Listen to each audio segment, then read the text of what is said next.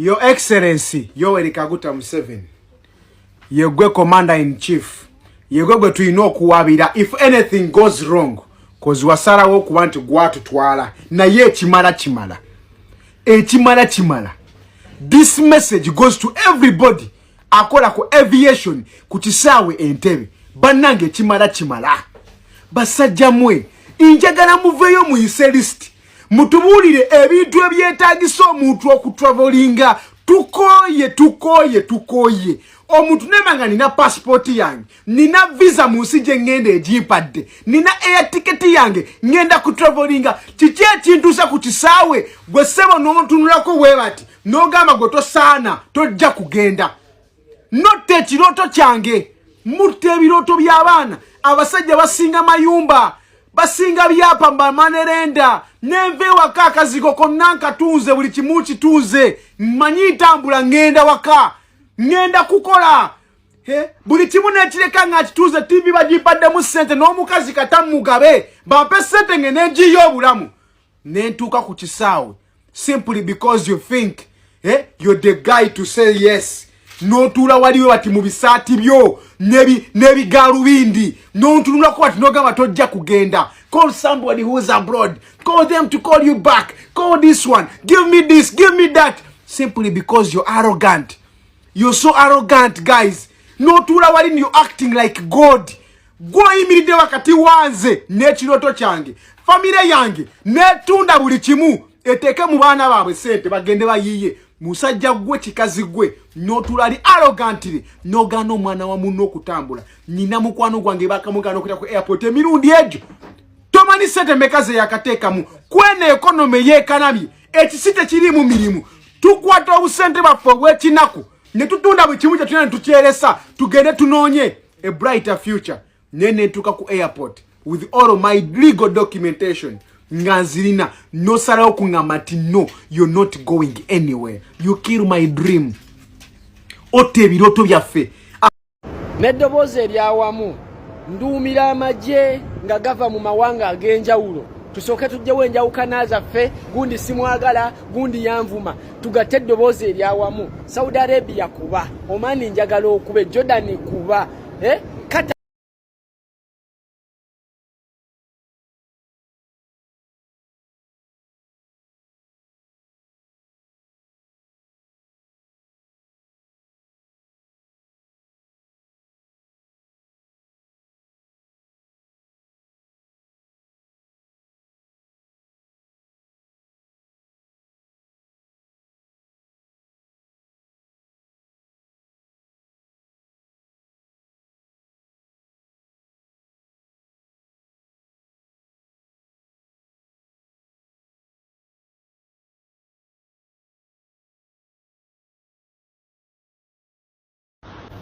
Entebbe International Airport.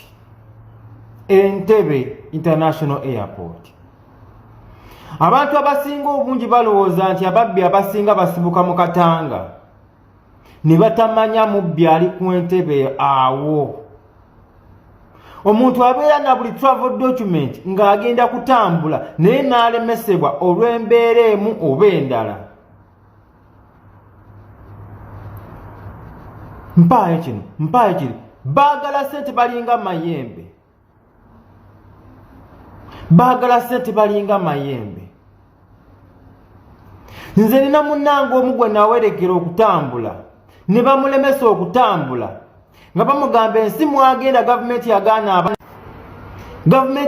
abantu okugendayo naye nga gavumenti yali egaanye ddi abantu okugendayo.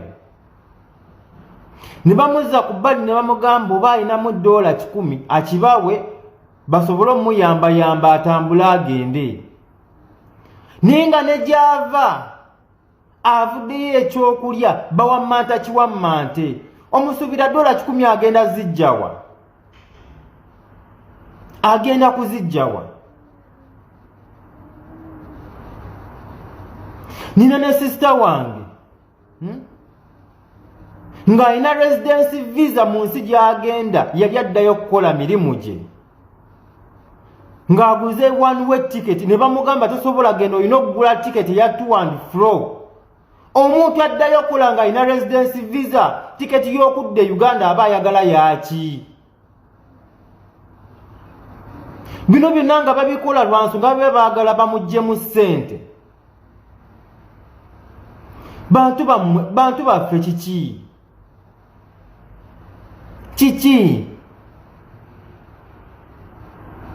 ebintu by'okubba bannansi kiki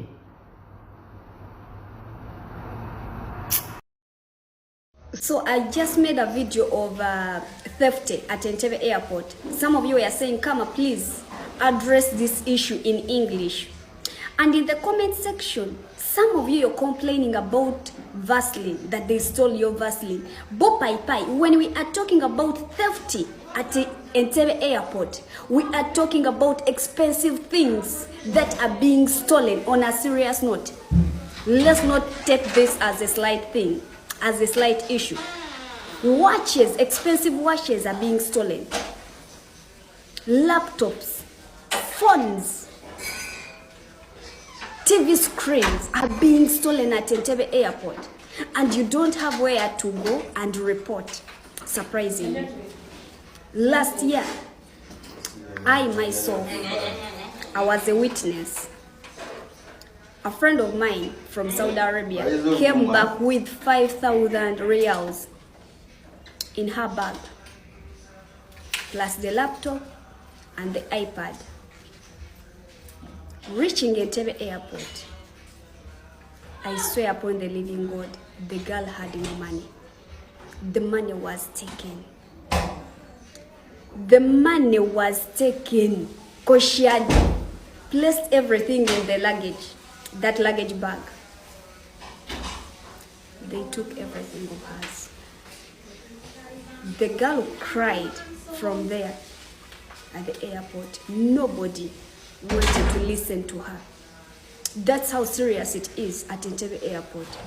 So you people, if you're there and you're just silent about this, just know it's going to eat us up. At the end of the day, we shall have nowhere to complain from.